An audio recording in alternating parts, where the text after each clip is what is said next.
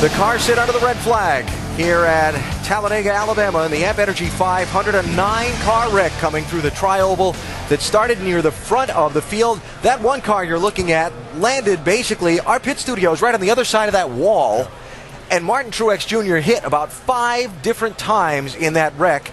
And yet, due to the safety advances in these cars, he popped the window net down, he popped out of the car. He wasn't too happy, but he walked away. It was amazing just watching that car come at us, the number of hits he took in that one wreck. We saw this thing come from a way off. He was coming right at us. He kept hitting, finally landed, like you said, Alan, underneath of us.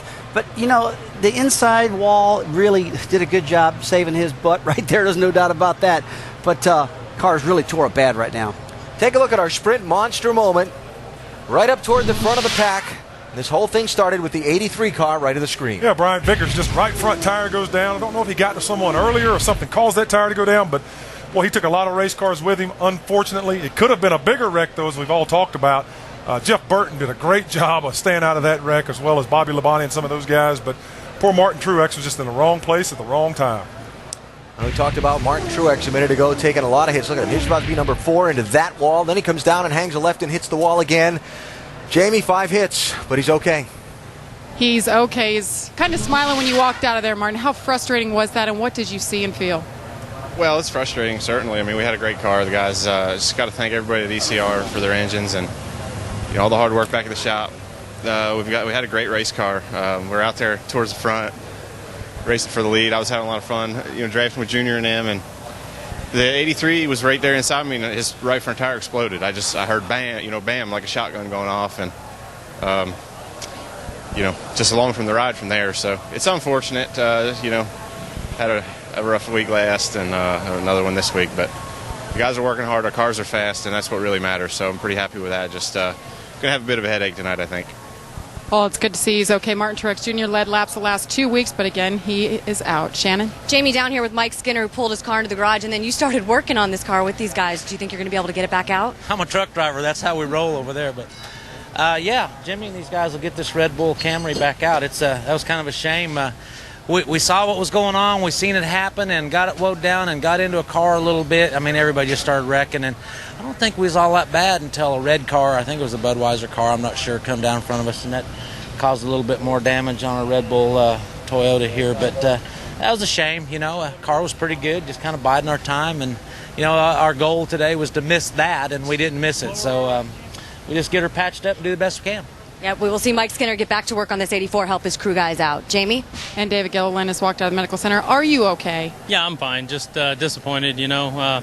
That's 2 tires that took out 2 of our cars this weekend, 1 in practice and 1 here in the race. So, you know, unfortunate. Our Ford Drive 1 Fusion was pretty good today. We were just, you know, kind of taking our time, going from the back to the front, and just kind of being patient.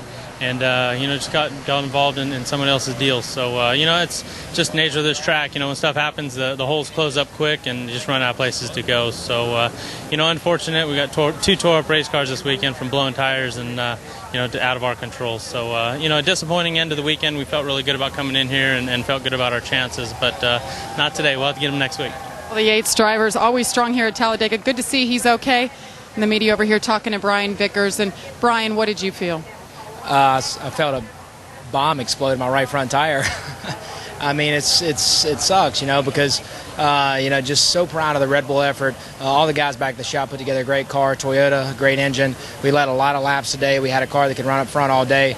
I don't think anyone can maintain the lead. It was just a matter of you know, timing and who was going to be in the lead. But just coming down, went down to the tri-oval, and it didn't cut. It didn't, you know, go flat. I mean, it exploded. I saw the right front fender going through the air before the front of the car even dropped. You know, very similar to what happened to Junior in practice. Unfortunate for Brian Vickers. Of course, his one and only Cup Series win came right here at Talladega. Alan? All right, Jamie, thanks. Good to see all those drivers fine after the 9-car wreck in the tri-oval. Now, scanning back through the cars, sitting under the red flag, that's Greg Biffle's 3M machine there, and it's carrying something extra. It looks like he's got a complete tear-off of somebody's windshield. If you look to the right-hand side, Brad, it looks like the 00 car has got a whole front bumper underneath of it or something. He's got something shoved up under that bumper. It looks like the official's going to give him a little bit of help there, and the 55 looks like he's pretty good looking on the right side. 00's pretty straight, but Greg's carrying an extra passenger there. Now, Carl Edwards was hanging around at the back of the pack along with Greg Biffle and a couple other guys. Remember, Edwards just kind of played that odd pitch strategy all day just to stay in the back of the pack, and Ray, as he picked his way through this wreck, being far back enough to react might have helped him.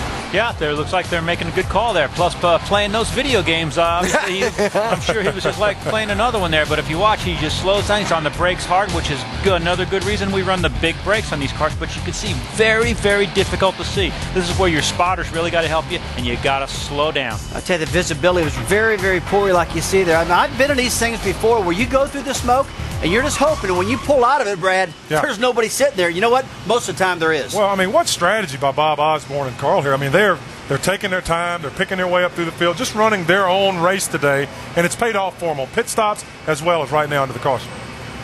Jimmy Johnson, one of the other championship guys who, remember, got a lap down early, has made some pit stops to repair his splitter. Here's riding through this with Jimmy. Boy, take a look at this, all the smoke. This is really tough on Jimmy right now. Spotter's saying back off, back off. He's on the brake. He's just really calculating those moves through there. He gets through. Man, that was a great piece of driving out of Jimmy Johnson. Little nervous moment there for Jimmy's crew chief, Dave. Indeed it was. He's looking at the replay now, and I believe Jimmy's first words were, "I can't believe we made it through that." And after the start to your day, Chad, I guess he should be surprised, right? Surprised we're anywhere even close to being involved in it. Unfortunately, we felt in qualifying like the car just wasn't up to song the way we needed it to be, and we took a chance this morning and took the spark plugs out of it and looked inside of it, and the engine seems to be okay, but it's still not running the way it was on Friday. We don't know exactly what's gone on.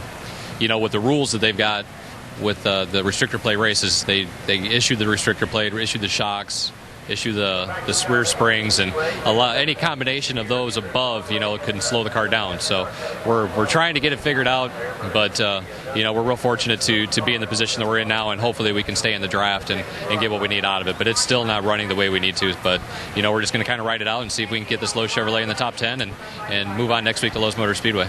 There wouldn't be anything that with time on pit road you'd take the time to try to change out? There's nothing that we can change right now that would do it.